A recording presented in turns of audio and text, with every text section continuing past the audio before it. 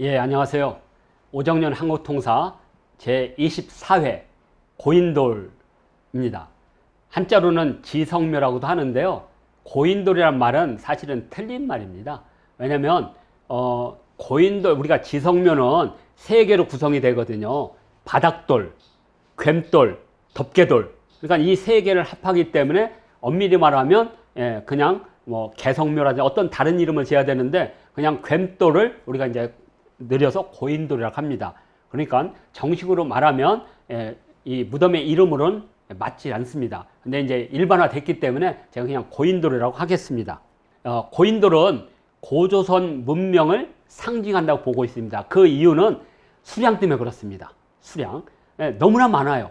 그런데 이러한 것들이 같은 시대 주변에, 그러니까 서기전 2000년부터 서기 전후한 시기까지 주변을 본다 그러면 밀집도에서 만주와 한반도를 뛰어넘는 밀집도는 없습니다. 그런데 많은 분들은 고조선을 아주 작은 나라로 생각해요.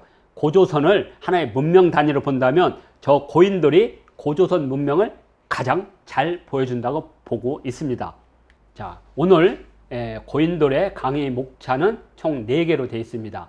돌문화라는 관점, 그 다음에 역사성, 과학성, 그 다음에 권력과 상징. 자, 이렇게 보면요. 자, 먼저 고인돌, 이 북방 민족 가운데 돌 문화의 전통을 가장 잘 보여주는 문화유산이 바로 고인돌입니다. 우리 고조선과 그 고조선의 선주민을 포함해서 근대 이르러 돌을 하나의 문화유산 단위로 오랜 전통을 가진 민족은 우리 민족이 거의 유일합니다. 특히 남방 방식으로서 우리가 온돌을 논다면 전 세계에서 돌 문화의 전통이 가장 강력하다, 이렇게 볼 수가 있습니다. 자, 고인돌은 돌 문화의 전통을 이어받았는데, 자, 어떤 거냐? 돌 문화라는 것은 이렇게 많습니다. 뭐 바위에다가 이렇게 그림을 새긴 암각부터 시작해서 무덤, 그 다음에 성곽, 그리고 구들.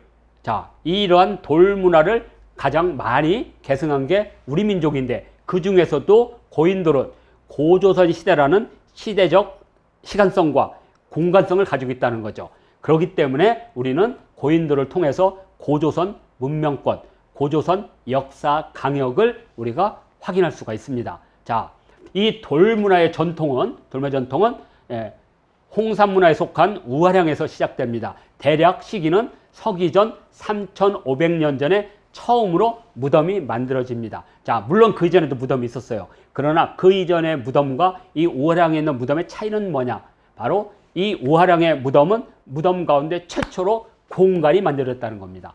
공간이 만들어졌다는 것은 다른 말하면 영혼관이 생겼다는 거고요. 그 다음에 신을 믿는 신관이 생깁니다. 그리고 그러한 조상의 영원한 영생을 위해서 바로 옥을 저렇게 껴묵거리로 두게 됩니다. 자, 이러한 돌무덤의 전통이 고조선의 고인돌부터 해서 삼국시대의 석관묘라든지 석광묘라든지 석실묘로 이어진다는 거죠. 그러면 주변에는 있느냐?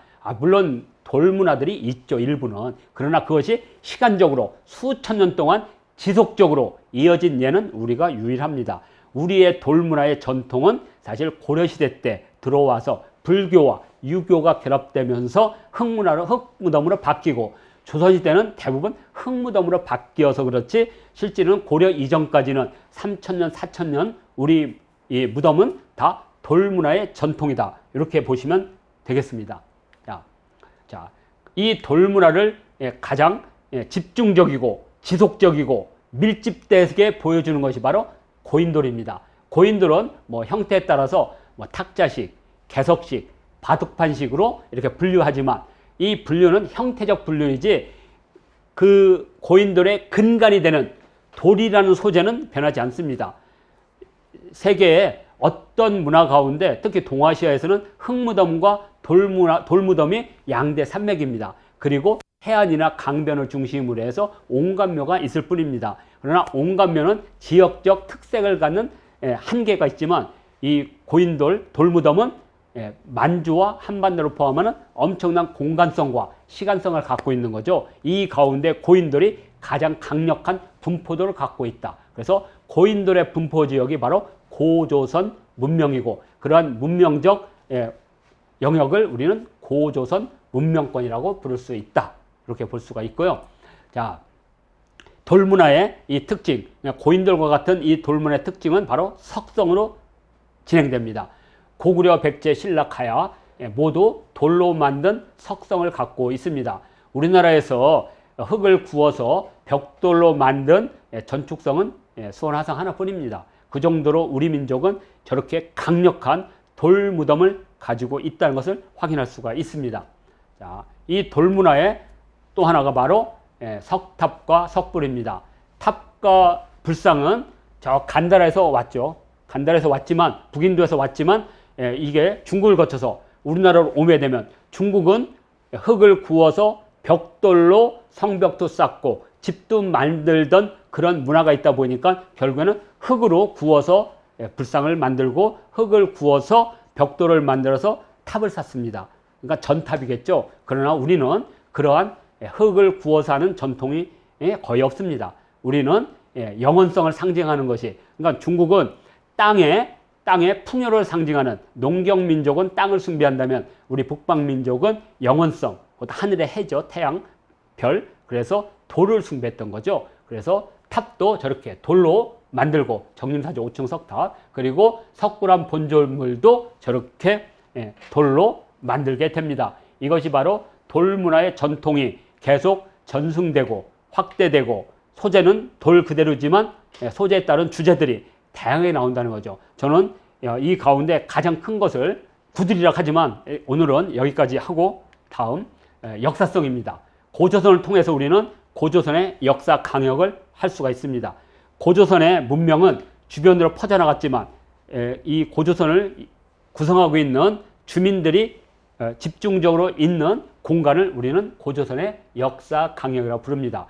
이제 고조선에 대한 문헌적이거나 고조선의 정치제도를 할 때 이 부분은 다시 말씀을 드리고 오늘은 고인돌을 통해서 보는 고조선의 역사 강역입니다.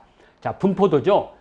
저 형태가 바둑판식이든 탁자식이든 전체적으로 고인돌이라고 하는 저 기능성은 변하지 않습니다. 그래서 저 만주와 한반도를 포함하는 이 분포도를 통해서 이곳이 바로 고조선의 역사 강역이라는 것을 우리가 확인할 수가 있습니다. 자, 그리고 하나는 지속성입니다. 현재 이 고인돌은 해성에 있는 성목성에 있는 고인돌입니다. 주변에 산이 있는 그런 넓은 그 개활지 위에 언덕 위에 저렇게 이렇게 딱 놓여 있는데요. 이 길이가 4.8에 5.6m 정도 됩니다. 얼마나 크냐면 약 성인 한 60명에서 80명이 올라가도 자리가 남아요. 어마어마하게 컸습니다. 제가 그때 갔던 게 35명이 갔는데 불경스럽게 여기를 올라갔어요. 근데 다 올라갔습니다. 그러니까 40명 정도가 올라갔어요. 그 정도로 넓습니다. 그러니까 요 사진으로 봤을 때는 작은 것 같은데 실제로는 어마어마하게 넓습니다. 그런데 시기는 BC 1500년입니다. 자, 그러면 BC 7, 8세기에서 전후에서 바로 강화도 고인돌, 부근리 고인돌입니다. 세계유산으로 지정된 이 크기의 3분의 1 크기입니다. 자, 근데 시기가 떨어져요. 그러면 왜 그러느냐?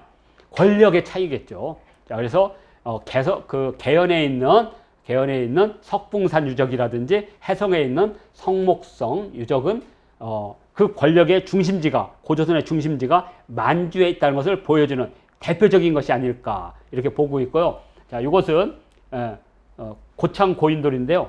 고창 고인돌은 무지 큰 것부터 작은 게 있지만 이것은 바로 우리가 바둑판식이라고 합니다. 근데 시기는 대체적으로 BC 4세기, 5세기형입니다. 자, 이건 무엇을 말하냐면 BC 1500년 이전부터 BC 전후한 시기까지 최소 1500년, 길게는 2000년 이상 지속적으로 존재한다는 거죠.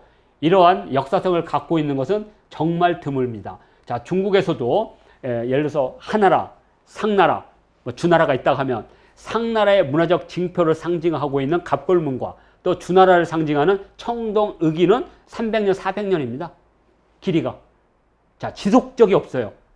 왕조가 바뀌면서 문화적 특성이 바뀌지만 우리는 적어도 2000년 이상 역사적 지속성을 갖고 있다는 것이 고인돌의 특징 중에 하나입니다. 자, 이걸 통해서 어느 한 지역에 그러한 시간적 연속성을 갖고 있는 민족은 누구냐 이거죠. 결국에는 고조선밖에 있을 수밖에 없는 거죠. 자, 그리고 조형과 형태입니다. 조형이라는 것은 저 고인돌이 하나 단위로 있든 여러 개가 있든 주변에 산이라든지 언덕과 연결돼서 하나의 모습을 갖춘 것을 우리는 조형성이라고 합니다. 고인돌은 대체적으로 산마루라든지 이 언덕에 있습니다. 이것이 고인돌의 조형성의 특징이라면 고인돌을 구성하고 있는 형태, 덮개돌, 괸돌, 바닥돌 해서 이러한 무덤의 구성은 고인돌이 유일하고 특징적인 겁니다. 이걸 조형과 형태를 통해서 고인돌이 어느 한 특정 지역의 공간에 위치한 어느 특정 민족의 유산이라는 것을 우리는 확인할 수가 있습니다. 그러면 그건 누구냐? 그건 고조선 사람일 수밖에 없는 거죠. 자, 이렇게 고인돌의 역사 강역을 역사성을 통해서 본 거고요. 자, 이제 마지막 단계가 이제 과학성입니다. 세 번째 단계구나. 자, 축조 과학의 비밀입니다. 고인돌을 통해서 우리는 돌의 과학을 만나게 되는데 세 가지를 만나겠습니다. 첫 번째는 저 절석입니다. 돌을 자르는 기술입니다. 우리나라 돌들은 화강암 계열로 굵기가 4.5, 4.8입니다. 엄청나게 저게 자르기가 힘듭니다. 그래서 어떤 바위를 보고 바위 위에 결을 보고 그 결을 보고 이렇게 홈을 판 후에 구멍을 판 후에 거기다가 바짝 마른 나무를 집어넣고 그 다음에 물을 붓게 되면 그 바짝 마른 나무가 부풀면서 저 돌을 쫙 자르는 거죠. 저 절석에 돌 자르는 그 기술은 오랜 경험을 통해서 전승되는 거겠죠. 그래서 지금 왼쪽에 있는 것은 우리 한양도성을 자를 때 썼던 거고요. 이것은 고창 고인돌을 자르던 모습들입니다. 이걸 통해서 절석의 기술이 전승되고 있다는 것을 우리가 또 알 수가 있습니다. 그러니까 과학성과 더불어 전승성을 우리가 확인할 수가 있고요. 두 번째로는 이동입니다. 돌을 나누기 위해서는 저 큰 돌을 옮기는 방법이냐? 방법은 딱 두 가지가 있습니다. 하나는 뭐냐면 마찰면, 흙 바닥에 바위가 겹쳐가지고는 마찰면이 많아지면 끌 수가 없습니다. 그럼 어떻게 하냐? 둥근 막대를 늘어놓고 그 위에다 굴리게 되면 마찰면이 최소화가 됐죠. 그러면서 힘을 끌어들이게 되면 최초의 힘은 어렵지만 그 다음부터 회전력이 계속 가속화 됩니다. 그러면서 자른 곳에서 이 고인돌을 축조하는 지역까지 이동을 할 수가 있습니다. 그래서 돌 나르기에도 과학성이 가미가 됐다는 걸 우리가 할 수가 있고요. 마지막으로 이 부분을 잘 놓치게 되는데요. 다음은 축조입니다. 축조는 두 가지 형태가 있어요. 하나는 뭐냐면 이제 바닥을 놓고 바닥에 돌을 놓습니다. 바닥돌을 놓는 이유는 바로 땅이 꺼지지 않게 해서 바닥에 돌을 놓고 그리고 거기에 이 괸돌을 놓게 되는데 괸돌을 놓을 때 약간 안쪽으로 넣는다는 거죠. 이걸 내사각이라고 합니다.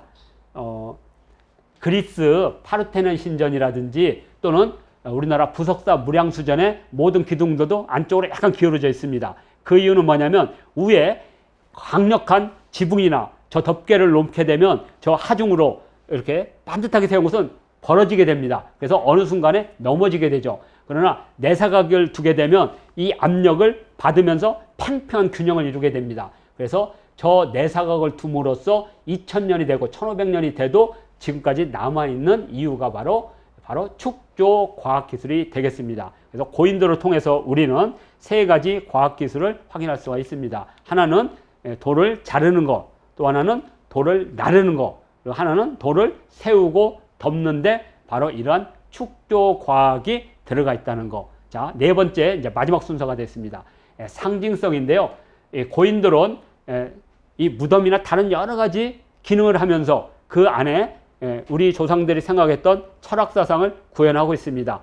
물론 제가 이제 고조선이 20진법이라든지 8진법을 썼다는 것도 말씀을 드리겠지만 이 철학사상은 바로 시간과 공간을 구성하는 철학사상입니다. 시간과 공간을 구성하는 철학사상은 두 가지가 있는데 하나는 하늘은 둥글고 땅은 네모나다는 천원지방설과 또 하나는 또 하나는 하늘과 땅과 인간을 이어주는 시간성과 인간이 그 살고 있는 동서남북 위아래 합해서 하나의 공간을 이루어지는 오행이 결합됩니다. 그래서 이것을 삼재 오행사상이라고 하는데, 첫 번째로는 이 고인돌을 통해서 정치 권력, 왜냐하면 이 상징성은 곧 정치 권력과 관련됐는데 이 정치 권력이 이런 상징성을 갖게 되죠. 이것을 바로 우리는 뭐냐면 종교적 권위라고 합니다. 그래서 이것을 재정일치라고 하고, 다른 말로는 정치적 군장이면서 종교적 제사장이다. 이것은 단군 할아버지를 얘기할 때, 단군 조선을 얘기할 때 다시 언급할 거고요. 이 돌을 움직이는 힘을 통해서 정치 권력의 크기를 우리가 알 수가 있습니다. 그래서 인구수를 알게 되고요. 돌의 크기, 고인돌의 규모를 통해서 인구수, 그래서 저 인구수 가운데 돌을 움직일 수 있는 노동력을 징발할 수 있는 힘의 크기, 이걸 바로 우리는 국가라고 부릅니다. 국가 권력이죠. 자, 고인돌의 크기를 통해서 이 지역에 이러한 정치와 종교가 결합된 재정일치 권력을 갖고 있고, 이 재정일치 권력은 중앙집권식 권력이 아니라 지방분권형 다종족 연합국가라는, 이것을 이해해야만 우리가 고조선을 이해하지 않는가 이렇게 보고, 자, 어떤 이 사상이 들어가 있는가. 자, 이것은 중국 윤영성 해성 성목진에 있는 바로 고인돌인데요. 이 고인돌이 우리가 보통 무덤이라고 하지만 실질적으로 이 고인돌이 있는 위치를 본다면 단순한 무덤이 아니라는 걸 알 수가 있습니다. 이것은 주변을 통제하고 있는 정치 종교 권력이 특정한 행사를 하는 재단의 성격이 있고, 또 이곳은 하늘과 땅으로 통하는 신성 공간일 수 있고, 또 부족이라든지 권력의 향방을 결정하는 회의장소가 있을 수 있고, 그 다음에 반란자라든지 법을 위반한 자들을 심판하는 재판 장소일 수 있고, 또 미래의 권력을 담당할 통과 의뢰와 교육을 하는 그런 장소도 있을 수 있다. 그래서 고인돌은 단순하게 무덤이 아니라 이런 관습과 질서를 만들어내는 또 하나의 기능이 있다. 그래서 기능이 확대되지 않나 이렇게 볼 수가 있고요. 자, 또 하나는 바로 천손사상입니다. 우리 예를 들어서 북방민족들은 주로 자신들이 하늘에서 왔다고 봤어요. 왜냐하면 유목 수렵을 하는 사람들은 땅의 풍요보다는 땅 위에 있는 풀이나 그 풀을 먹고 자라는 가축이 무엇이냐에 따라서 운명이 결정됩니다. 그래서 그들은 땅보다는 땅 위에 있는 걸 숭배해요. 이걸 우리는 천손사상이라고 합니다.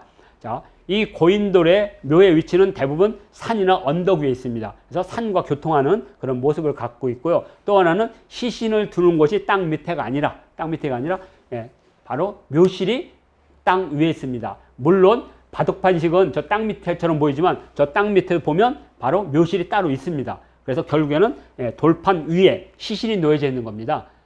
그래서 비록 땅 밑에 있는 것 같지만 실제로는 다 땅 위에 존재하는 겁니다. 이것은 바로 우리 조상들이 하늘에서 내려와서 하늘로 돌아간다는 천손사상을 가장 잘 보여주는 것이 아닌가. 그래서 여러 묘 가운데 가장 중심적인 위치에 저렇게 하늘과 통하는 무덤이 고인돌이 있지 않는가 이렇게 봅니다. 이곳은 고창 고인돌 중에 하나인데 언덕 위에 저렇게 하늘로 통하는 두 개의 괸돌 위에 덮개를 둬서 하늘 통하는 문을 이렇게 상징화하고 있습니다. 자, 그래서 이것을 우리는 천손사상의 발현이 아닐까 이렇게 볼 수가 있고요. 마지막으로 바로 철학사상입니다. 이 천지인은 시간성을 상징합니다. 시간성. 바로 이 천지인의 시간성으로 바로 우리는 훈민정음을 만들었죠. 그래서 하늘은 점으로, 그 다음에 인은 세월없고 땅은 네모나게. 땅은 네모나다는 것은 평평하다는 뜻입니다. 평평한 것 위에 둥근 하늘이 있고 그 사이에 사람이 서 있는 모습. 그래서 천지인인데 바로 이 고인돌은 덮개돌과 그 다음에 이 바닥돌과 보이지 않는 바닥돌이 있습니다. 그리고 이 시신이 있는 이곳, 그래서 이것을 천지인 삼재사상을 알 수가 있고요. 음양과 삼재는 다릅니다. 음양은 사물을 대립적, 모순적, 변증법적으로 보는 하나의 관점이라면 삼재라는 것은 시간을 보는 관점이에요. 그래서 과거, 현재, 미래입니다. 그래서 하늘은 과거예요. 하늘은 과거. 조상들입니다. 옛 조상부터 내려오는 거. 그리고 땅은 땅은 현재입니다. 그리고 사람은 미래예요. 그래서 끊임없이 이게 돌고 도는 시간관을 나타내는 것이 바로 천지인이라면 우리가 살고 있는 이 공간을 상징하는 것이 바로 오행인데 이 오행은 바로 이 공간을 상징하게 됩니다. 이 속에 오행을 표현한 거겠죠. 저는 이런 것이 바로 홍산 문화의 우화량에서 처음으로 묘실이 공간이 만들어지고 영혼이 그곳에 안식하면서 이것이 바로 천지인 시간과 공간인 오행이 만들어지게 되고 이 두 개의 결합으로 삼재 오행 세상이 만들어지고 이 철학 사상을 바탕으로 바로 고조선의 정치 제도 바로 305사 제도라고 했습니다. 305사 그 부분은 다시 설명하기로 하고요. 자, 이렇게 하게 되면 고인돌을 바라보는 네 개의 관점 가운데 바로 상징성 그래서 세 가지를 꼽을 수가 있습니다. 이렇게 그래서 기능의 확대, 그다음에 천선 사상, 그다음에 철학 사상. 자, 이렇게 되면 이제 고인돌에 대한 여러 개의 관점을 전체적으로 종합할 수가 있습니다. 자, 이상으로 해서 고인돌 강의를 마치고요. 다음 주에는 바로 다음 회는 고조선을 특징 짓는 미송리형 토기를 강의하도록 하겠습니다. 오늘 강의는 이것으로 마치도록 하겠습니다.